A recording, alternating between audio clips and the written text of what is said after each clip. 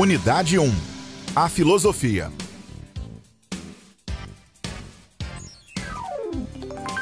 Aula 4. Revisão e avaliação.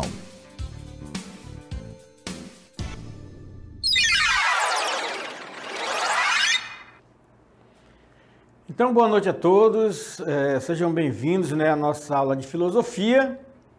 E hoje nós estamos, então, aqui, fazendo o encerramento, a conclusão, melhor dizendo, da unidade 1.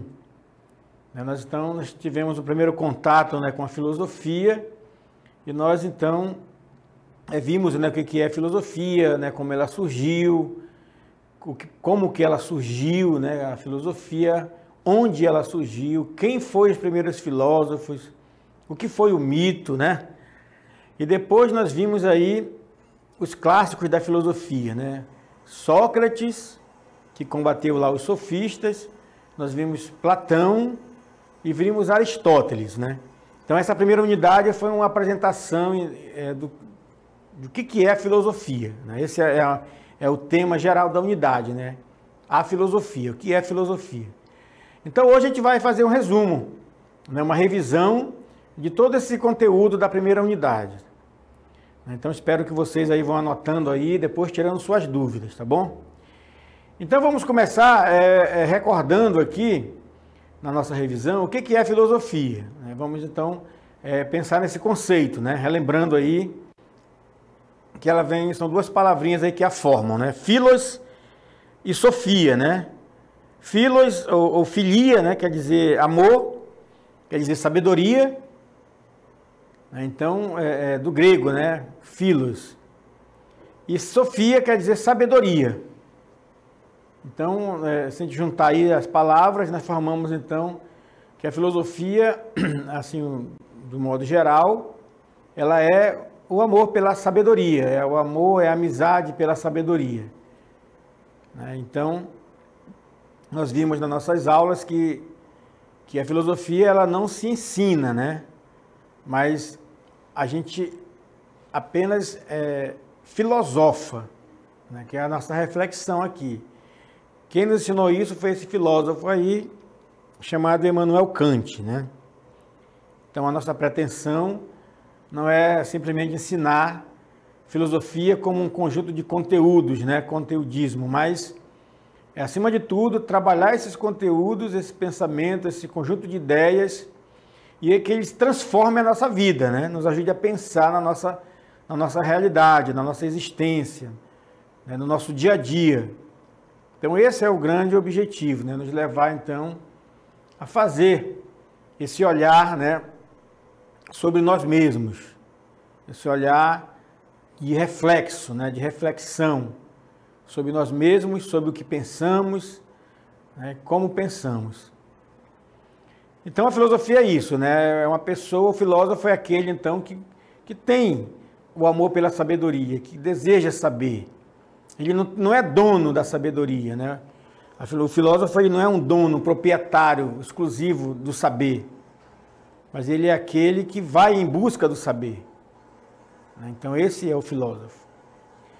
E a filosofia, esse amor à sabedoria, ele tem algumas características, Nós vimos aqui, pelo menos 3 características assim que são básicas da filosofia, que a gente vai agora relembrar, que nós chamamos de característica da reflexão, filosófica. Nós vimos então que, porque pensar, todos nós pensamos. Agora mesmo aí na sala, está todo mundo pensando. Então, o pensamento ele é um atributo do ser humano, pensar. Então, todos nós pensamos, Agora, pensamos muitas coisas na nossa vida. E esse pensamento, quando ele vem para a filosofia, ele se transforma numa reflexão filosófica. E o que caracteriza para que seja realmente um pensamento que se transformou numa reflexão filosófica? Ela precisa, no mínimo, ser radical, Então, é uma reflexão que ela vai à raiz do problema. Então, ela não se contenta com uma primeira informação, uma notícia, né? Uma mensagem, um meme. Então, essas coisas não satisfaz a filosofia. Talvez crie um entretenimento entre as pessoas, mas ela é radical, ela vai a fundo para buscar, né, uma explicação para aquela situação, para aquele problema. O problema aqui não é um problema, né, como uma coisa que vai trazer um mal para as pessoas. O problema aqui é uma situação que é colocada para pensar. Isso é o problema. E no nosso dia a dia nós somos colocados a pensar por vários motivos, né? Então, temos que ser radical, que aí vai estar dentro do campo da filosofia. As raízes, né? Como você vê a árvore aí, ó. As raízes do problema. Mas não só radical, ela tem que ser também rigorosa. Tem que ter um rigor. Tem que pensar sistematicamente, né? Então, esse rigor do pensamento filosófico é que você vai pesquisar, você vai sistematizar ideias, você vai comparar ideias, né? Você vai buscar fontes. Você não fica preso ou presa numa leitura de uma revista, né? Numa leitura de um jornal ou num jornal da TV que dá uma informação e você já vai espalhar que aquilo é verdade, né? Então nós temos que, o rigor é isso, é você pegar a informação, porque nós somos todo dia bombardeados de informações, de todos os lados. Antigamente era no rádio, depois veio para a televisão e agora está na nossa mão, né? Na nossa mão, no celular.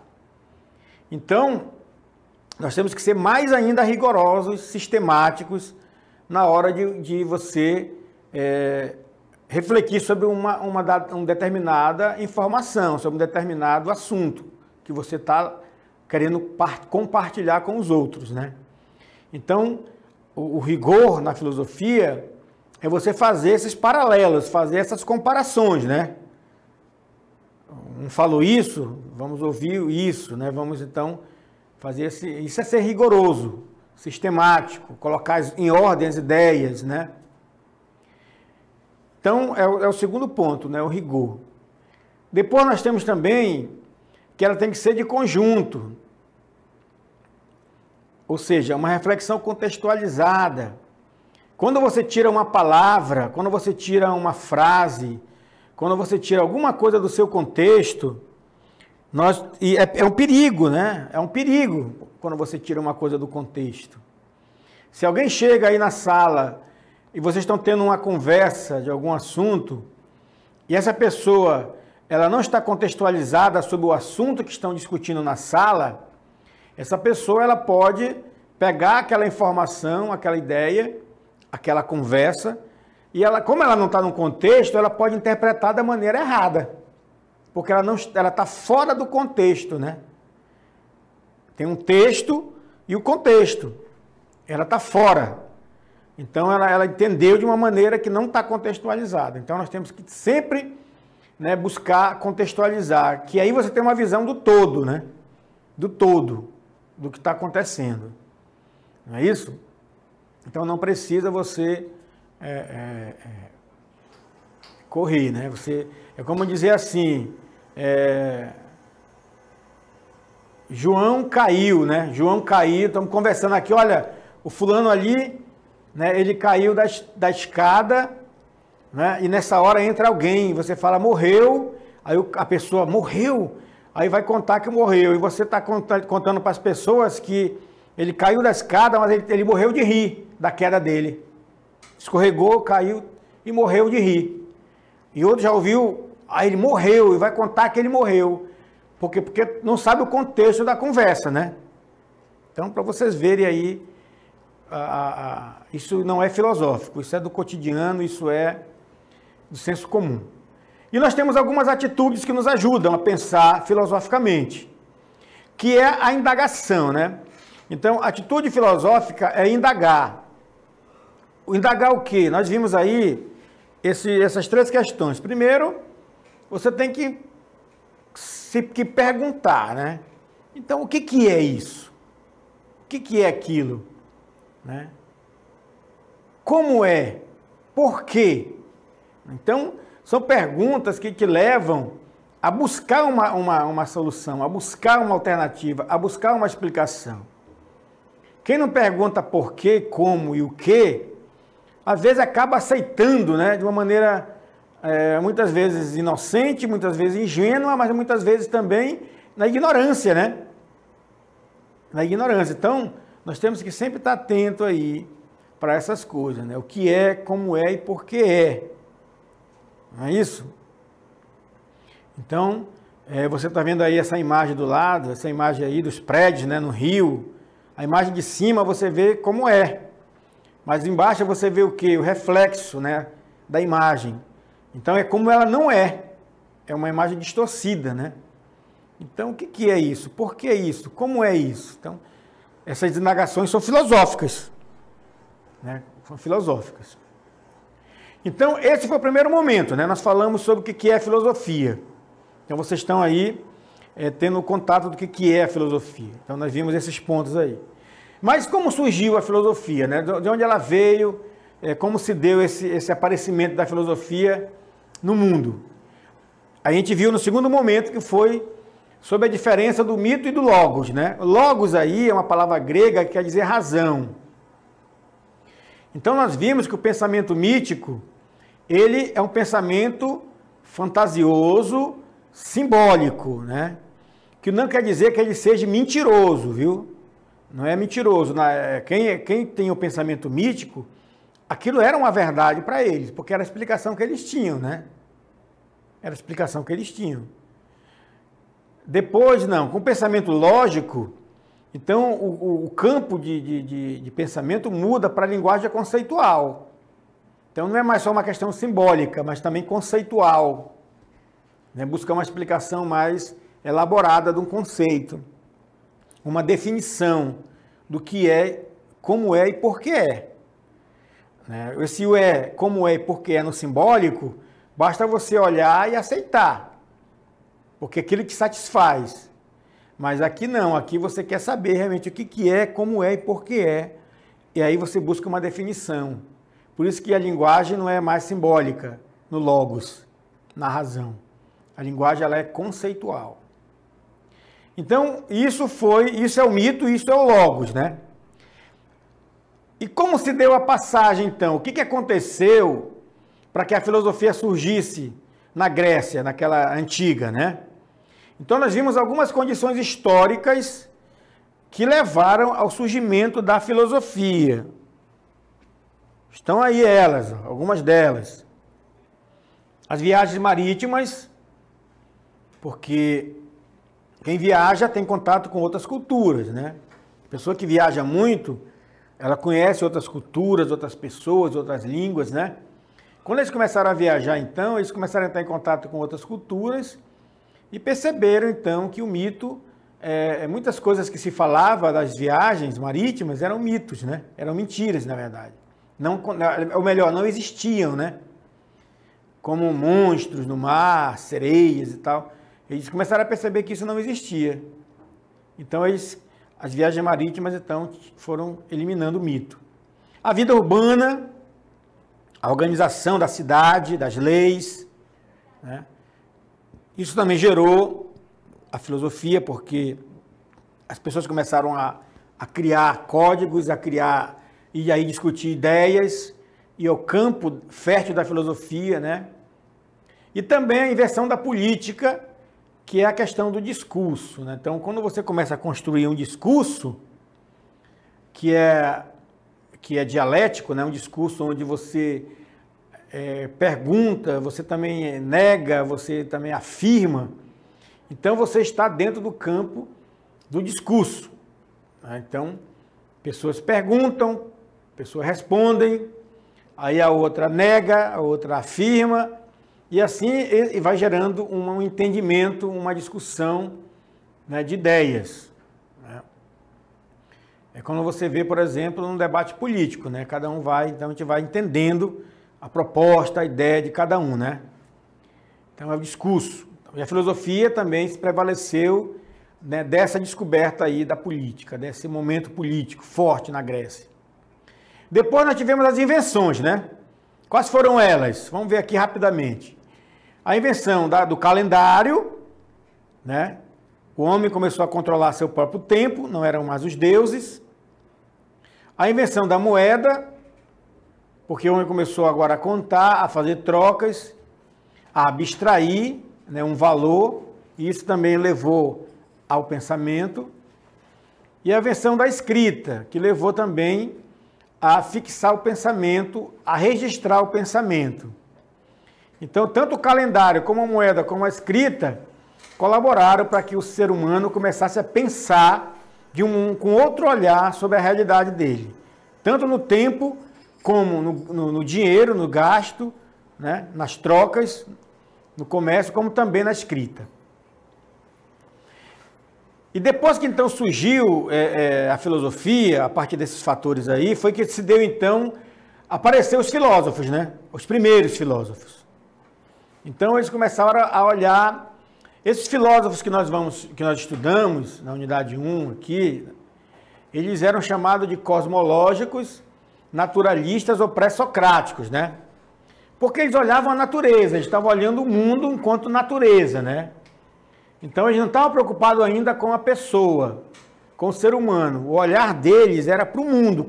De onde nasceu tudo isso, né? De onde veio um leão, um pássaro, uma montanha, um rio? De onde veio tudo isso? Então eles começaram a pensar o cosmos, a natureza, né? E eles eram pensadores que vieram antes de um grande pensador chamado Sócrates. Por isso pré-socráticos, né? Então, eles buscavam desvendar a origem do universo. Essa é a ideia deles. E eles criaram alguns conceitos, né, para isso, que ajudou bastante a pensar esse mundo aqui, que eles estavam querendo descobrir de onde veio, qual a origem dele. Quais foram esses conceitos que eles criaram? O conceito de causalidade, que quer dizer que tudo possui uma causa, né? Então, para eles, tudo que existia era causado por algum motivo, né? Não veio do nada. A physis, justamente por não existir o nada, existia a physis, que era tudo que estava na natureza. Isso para eles era a physis, era o mundo, né? Tudo que existia na natureza, que foi causado por alguma situação, né, levou então à physis. E o cosmos, que era uma physis, mas uma physis organizada. Para eles o mundo era organizado através da causa e do efeito, né? Então, tanto a causalidade como a physis, como o cosmos, eles retratam então uma visão de mundo em harmonia, em que tudo existe aí. Agora a pergunta que eles fizeram, mas de onde que vem tudo isso, já que eles estão aí, tem uma causa? Aí surgiu a palavra que eles utilizavam, chamada arqué. Arqué quer dizer fonte, quer dizer origem, né? Então era isso que eles perguntavam. Nós temos a physis, né? O mundo organizado no cosmos. Mas de onde vem todo esse mundo? De onde vem tudo isso? Como ele foi criado? Como ele surgiu? Foi aí então que eles criaram a ideia dos elementos, né? Dos elementos que deram origem ao universo. Então vamos ver aí, uma parte dessa ideia, ela estava voltada, por quê? Por causa do logos, né? Que é o próximo ponto. Então o logos é a razão. Por causa do logos, levou ao arqué. Quer dizer, a minha razão, que não estava mais contente com os mitos, começou a se preocupar agora com a origem, né, das coisas. Então, é a minha razão que quer investigar, quer saber, né? Amor à sabedoria, lembra? E aí eles criaram algumas ideias sobre a origem, sobre esse arqué, né, que o Logos foi elaborando, que a razão, o discurso foi criando. E quais foram então as ideias que eles desenvolveram? Então nós tivemos os primeiros filósofos, né? O Tales de Mileto, que falou que a arqué é a água. Para ele a origem desse cosmos, dessa physis, é a água. A água gerou tudo. O Anaxímenes, que diz que não é a água, mas é o ar, porque o ar é vida, nós respiramos, nós vivemos a partir do ar. Então, para ele, a origem de tudo vem do ar, porque o ar é vida. Depois nós tivemos o Heráclito, que vai dizer que a origem não é nem a água nem o ar, mas é o fogo. Não é isso? O fogo, que o fogo está em mudança, em transformação, faz a cinza. E vem o Parmênides dizer que não é o fogo, que não está nada em mudança, porque existe o ser. O ser é o que ele é. E o não ser não é. Então, para ele, tudo é ser. O ser das coisas que existem. Então, pessoal, esses foram aí, né, os primeiros pontos, né, que nós tratamos, né, sobre a filosofia e sobre os primeiros filósofos, tá bom?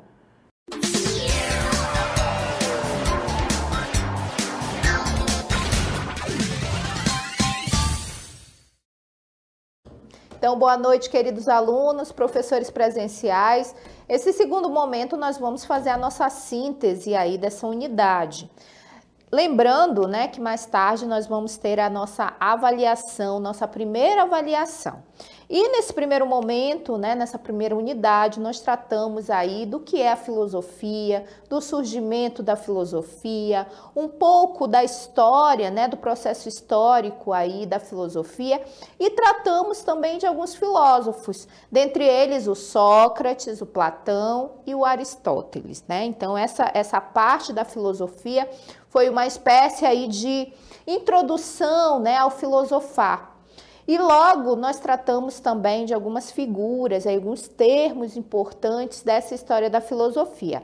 Dentre eles, eu trago para vocês os sofistas, que foram importantes pensadores aí, que são pensados pela questão da filosofia em sua associação com Sócrates. Então, os sofistas foram sábios que atuavam como professores ambulantes de filosofia, ensinando a um preço estipulado, e a arte da retórica. Então, o que nós sabemos, por exemplo, de Sócrates está nas obras de Platão.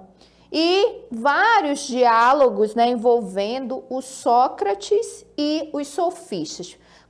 Como nós vimos na nossa aula, Sócrates foi uma figura aí muito importante, foi um pensador aí muito importante que até hoje os filósofos estudam e se embasam em suas teorias junto com Platão, né, junto com Aristóteles também. Tanto é que a história da filosofia é dividida, né, nos pré-socráticos e pós-socráticos, e ele era um filósofo aí, foi um personagem importante para o desenvolvimento da filosofia, porque ele vai aí voltar-se, né, para refletir o sujeito, né, a subjetividade humana, as ideias humanas. Lembrando que antes, como o professor abordou aí, nós vimos, né, que os filósofos tratavam da natureza. Eles buscavam a arqué aí, junto com essa associação com a physis, né? Dois termos importantes que vão estar aí na nossa avaliação. Então, quando a gente fala de Sócrates, ele volta a reflexão da filosofia para o sujeito. Então, lembram da frase que a gente colocou na nossa aula? Conhece-te a ti mesmo. Né? Então, fala aí, do oráculo de Delfos e se associa ao Sócrates. Então, Sócrates vai ser um crítico desses professores que cobravam, dos sofistas. Ele vai dizer que os sofistas não tinham compromisso com a verdade. E o Sócrates aí era um filósofo que buscava, a partir do diálogo, né, de um processo dialógico, de conversar com as pessoas, ele buscava aí a essência, a verdade das coisas, como ele dizia. Então, por isso que a gente analisa, né, os sofistas, que eram esses professores de filosofia que cobravam os seus ensinamentos e ensinavam a arte do falar bem, da retórica. Enquanto o Sócrates, né, ele era aí um filósofo, conversava com todos, foi considerado o mais sábio. E logo ele desenvolvia um método chamado maiêutica. Aí só para que vocês saibam que está lá na nossa avaliação um pouco mais sobre os sofistas. Utilizavam de um método persuasivo, consistia numa disputa verbal com o qual se podia justificar qualquer coisa, mesmo que fosse de forma aparente. Então Sócrates dizia que os sofistas, eles não tinham compromisso com a verdade, ensinavam a arte do falar bem e não tinham, eram conhecimentos aparentes, de acordo com o que o aluno precisaria aprender. Então, por isso que o Sócrates vai tecer aí inúmeras críticas a esses professores. Aí nós seguimos, né, o Sócrates e os sofistas, só para a gente finalizar, eu quero que vocês coloquem aí, façam uma anotação sobre as características dos sofistas, que eram esses professores que ensinavam a arte do falar bem e tinham aí um conhecimento, né, um interesse de persuasão mesmo, de convencimento. Aí vocês estão vendo ali naquela imagem a ágora grega, onde os homens, né, os cidadãos aí iam decidir os rumos da cidade. Então havia toda uma argumentação ali, um processo dialógico, dialético entre esses homens, tá certo? E aí Sócrates e os sofistas. Tenta fazer o inverso dos sofistas, o Sócrates, ou seja, possibilita que a verdade, a aletheia, dois termos importantes temos nessa cartela, a aletheia, que é verdade, superasse a opinião, a doxa. Então é isso que nós buscamos com a filosofia. A filosofia vai questionar a realidade, tudo, a filosofia ela está em todos, né, em todos os lugares, vamos colocar assim. Ela possibilita inúmeros questionamentos. A gente pode falar sobre ética, pode falar sobre tecnologia, sobre formas de ensino. A filosofia vai estar aí presente sempre na nossa realidade. Então, ela vai trazer o que é a verdade. Então, essa contemplação aí, ela parte do Sócrates. Ele dizia, não, é necessário sair da doxa, né, do campo da mera opinião, e a gente ter conhecimento. Lembrando, olha só, nós estamos falando do que é conhecimento. Então, quando a gente adentra nessa questão desses filósofos, eles estão investigando aí a epistemologia, o que é o conhecimento, a importância do conhecimento, a importância de sair da caverna, como vai dizer o Platão, né? Então, tudo isso faz parte aí do filosofar. E aí, o método socrático, então, tem dois termos importantes. Método socrático, maiêutica, levar ao parto, ao nascimento do conhecimento, ao nascimento das ideias. Sócrates vai dizer que a resposta, né, aos questionamentos que as pessoas faziam a ele estavam na própria pessoa. Então ele tinha um processo, ele ia conversar, né, e fazia uma pergunta, a pessoa fazia uma pergunta para ele fazia outra para a pessoa, e assim ele mostrava, né, nesse processo aí dialógico, dialético, que depois a gente vai ver um pouco mais sobre essa questão dialética, que a pessoa tinha um conhecimento raso no campo da opinião. Então a gente tem esses dois termos importantes, a maiêutica, né? E a ironia, que é perceber sua ignorância. Então, dentro desse processo dialógico, o Sócrates fazia com que a pessoa percebesse sua ignorância, né? O conhecimento raso sobre determinada coisa. E logo, o que ele fazia? Ele fazia com que a pessoa repensasse seus valores, seu conhecimento e trazia à tona um novo conhecimento, uma nova ideia. É isso que ele diz, né? Por isso que ele fala, eu faço parto de ideias. Tá certo? Então, esse é o processo maiêutico. Pode estar lá na nossa avaliação, por exemplo, em que consiste o processo maiêutico. Aí você já sabe, nessas duas partes. A ironia, né, que é esse diálogo, onde ele faz perguntas atrás de perguntas e logo traz, né, faz com que o interlocutor, a pessoa com quem ele está conversando, reveja o seu conhecimento e traz à tona um novo conhecimento. Então, esse é o processo maiêutico do Sócrates, tá certo? Aí, vamos adentrar a Platão, o segundo filósofo que nós vimos nessa unidade. O Platão traz dualismo platônico, tá? Não é plantão de médico, é Platão, tá? O dualismo platônico, alma e corpo. O ser humano é composto de um corpo físico, material, imperfeito e mortal. e de uma alma imaterial perfeita e imortal. Então, o Platão vai considerar essa dualidade, né? Dualismo vem de dois. Então, nós vamos ter o mundo sensível e o mundo inteligível, a alma e o corpo. Olha só, as características do mundo sensível e o mundo inteligível. Professor, o que é o mundo sensível? O mundo sensível é o mundo material, esse mundo da nossa realidade, a partir dos 5 sentidos, né? Que o Platão vai dizer que ele vai associar ao mito da caverna, que é a caverna, né? Nesse mundo aqui, as coisas são aparentes. Então, é o corpo, características contrárias às da alma. Ele é imperfeito, ele é mutável, esse mundo aqui muda muito rapidamente. Aí, lembram do mito da caverna, que as pessoas estavam lá aprisionadas? Então, segundo Platão, seria um mundo sensível. O mundo inteligível, essa palavra pode ser, vocês podem achar estranha, mas vem de inteligência, né? Ideias, é o mundo das ideias, que é a luz, o conhecimento, as ideias, a alma, possibilita acesso ao inteligível, aquilo que é imutável, que não muda. Enquanto o sensível muda, o inteligível não muda. Imortal, perfeito, bem, belo, né? Então, o ser humano está nesse processo da saída da caverna para o mundo do conhecimento, para a luz. Lembram lá da questão da luz, que o rapaz lá estava preso, e aí ele se solta e ele vai descobrindo, sai da caverna. Isso está associado a várias coisas na nossa realidade, a essa possibilidade do conhecer. Então, Platão faz uma alusão a esse processo, e é um processo dialético, de movimento, onde a gente tem aí ideias contrárias, né? Nós temos as teses, as sínteses, as antíteses, as sínteses, que são novas ideias dentro desse processo de saída da caverna.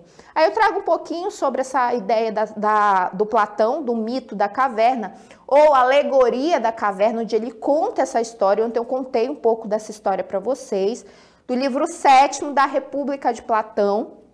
E ele vai dizer, olha, os prisioneiros são os homens comuns, somos nós, né? Que estão na escuridão da caverna, na ignorância, em muitos sentidos, com visões aí deturpadas da realidade, por exemplo, preconceitos, vários preconceitos aí, eles são, né, uma visão deturpada da realidade. Então, a gente precisa vencer, né, esses preconceitos. Eu só estou dando um exemplo, tá?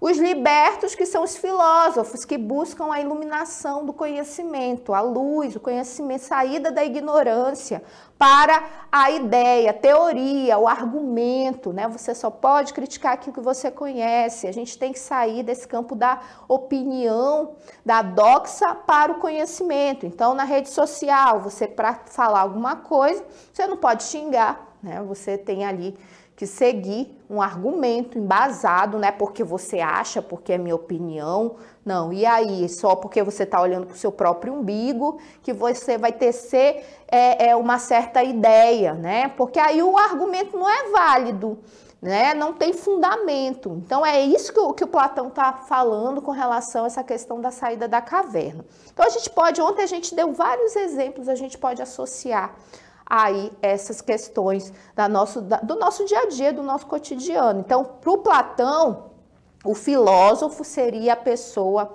aconselhada aí, né, para ser o governante, o melhor governante da cidade, porque ele é uma pessoa valorosa, né? Então ele saiu desse mundo sensível da caverna para o conhecimento. Lembra quando ele volta, que ele descobre o mundo lá fora, o prisioneiro, e aí ele volta para contar para os amigos. Isso daí é um processo político, político na sua essência. Político não está só relacionado a partido político.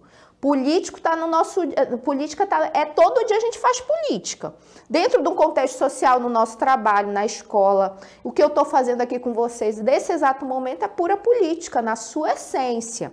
Ou seja, a gente está vendo aqui, vivendo numa coletividade em busca de um bem comum, de um objetivo, que é a gente trocar ideia, aprender, né, passar por uma outra etapa do conhecimento. Então, isso é política, tá? A gente precisa desconstruir essa ideia de que político está longe, que política não tem nada a ver com a gente, que eu detesto política, porque aí quando o homem, ele volta lá, o prisioneiro volta para contar para os amigos, é um processo político.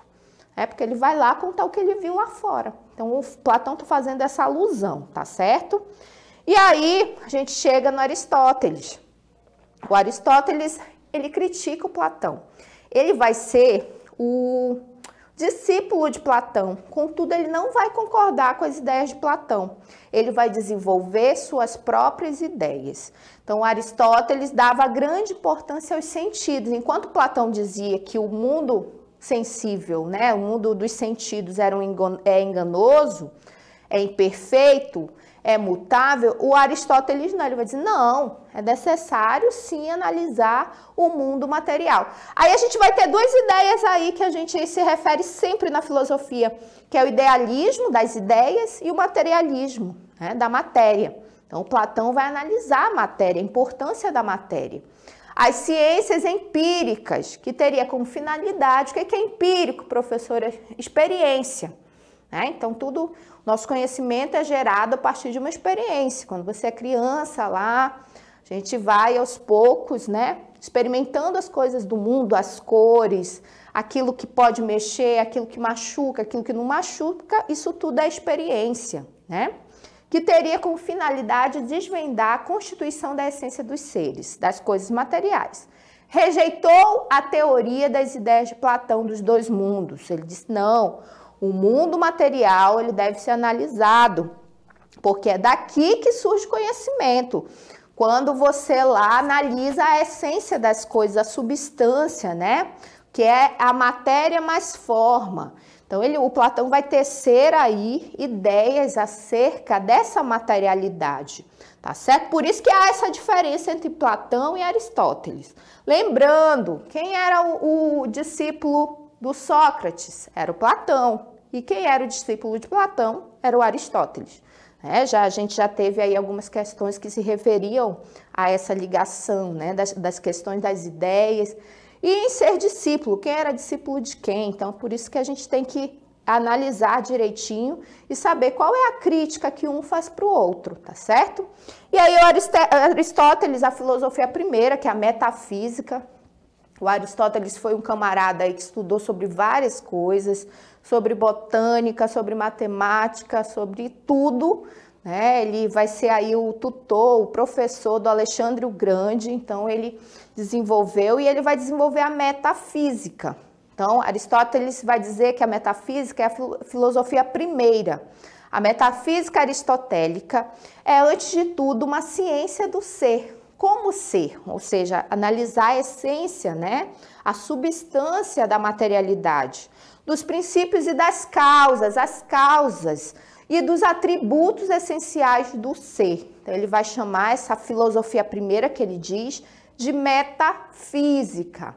Então, dentro dessa organização das obras do Platão, a gente vai ter aí primeiro a física, que ele faz uma análise da física, e depois a metafísica, que vem depois, né? Ou pode ser associado também a alguns livros de filosofia, que é aquilo que está além da física, além da materialidade, tá certo? E aí os conceitos fundamentais da metafísica, então, quais são? A substância, que é a matéria mais a forma. Então, tudo nessa vida tem uma matéria e tem uma forma. Aí a gente vai ter a teoria das quatro causas do Aristóteles, né, que ele vai fazer essa análise aí justamente desses atributos, da questão do ato e da potência.